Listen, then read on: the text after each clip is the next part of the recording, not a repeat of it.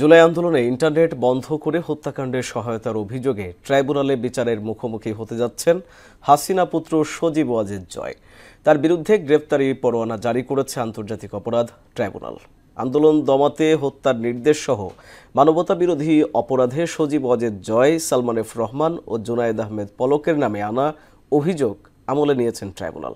মেজবার রহমানের আরও একটি প্রতিবেদন। ২৪শে জুলাই আগস্ট আন্দোলনের সবচেয়ে উত্তাল দিনগুলোতে দফায় দফায় বিঘ্নিত হয় ইন্টারনেট সেবা। ১৭ থেকে ২৮ জুলাই পর্যন্ত যা ছিল পুরোপুরি বন্ধ।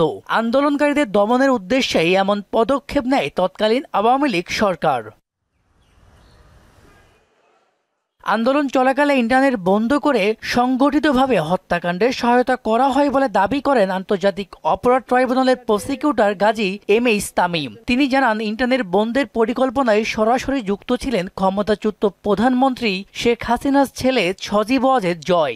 এক ঘটনায় জুনায়েদ আহমেদ পলক সহ ৩ জনকে ১০ ডিসেম্বর ট্রাইব্যুনালে হাজির করার নির্দেশ দেওয়া হয়েছে। জুলাই গণঅভ্যুত্থান চলাকালে যে লেথাল উইপন অর্থাৎ মারণাস্ত্র ব্যবহার করে আন্দোলনরত ছাত্র জনতাকে হত্যার নির্দেশ তৎকালীন প্রধানমন্ত্রী দিয়েছিলেন, সেই হত্যার নির্দেশ কার্যকর করার জন্য সজীব ওয়াজেদ জয়ের পরামর্শে তৎকালীন আইসিটি প্রতিমন্ত্রী জুনায়েদ আহমেদ পলক ইন্টারনেট পরিষেবা প্রথমে স্লো করে দেন, এরপরে সম্পূর্ণরূপে বন্ধ করে হত্যা এবং নির্যাতনের তথ্য আড়াল করে এই হত্যাযজ্ঞ পরিচালনায় সহায়তা এবং সম্পৃক্ততা থেকেছে। প্রসিকিউটর তামিম জানান, সাবেক আইনমন্ত্রী আনিসুল হক ও শেখ হাসিনার সাবেক উপদেষ্টা সালমান এফ রহমানের বিরুদ্ধেও ফোনে উস্কানিমূলক কথোপকথনের প্রমাণ মিলেছে। তৎকালীন আইনমন্ত্রী জনাব আনিসুল হক সাহেব, আরেকজন হলেন তৎকালীন বেসামরিক বিষয়ক প্রধানমন্ত্রীর উপদেষ্টা জনাব সালমান ফজলুর রহমান সাহেব।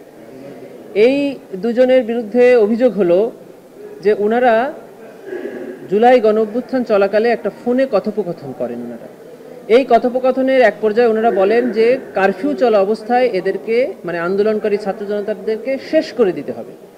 ১৯ তারিখে ওনাদের এই বক্তব্যের প্রেক্ষিতে ২০ তারিখ এবং তার পরবর্তীতে ঢাকা শহর সহ দেশের বিভিন্ন স্থানে ছাত্র জনতাকে নির্বিচারে গুলি করে হত্যা করা হয়। এদিকে জুলাই আগস্টে রামপুরায় ২৮ জনকে হত্যার মামলায় অভিযোগ গঠনের উপর প্রসিকিউশনের বক্তব্য শেষ হয়েছে। ১৪ ডিসেম্বর আসামি পক্ষের বক্তব্যের দিন ধার্য করেছেন ট্রাইব্যুনাল।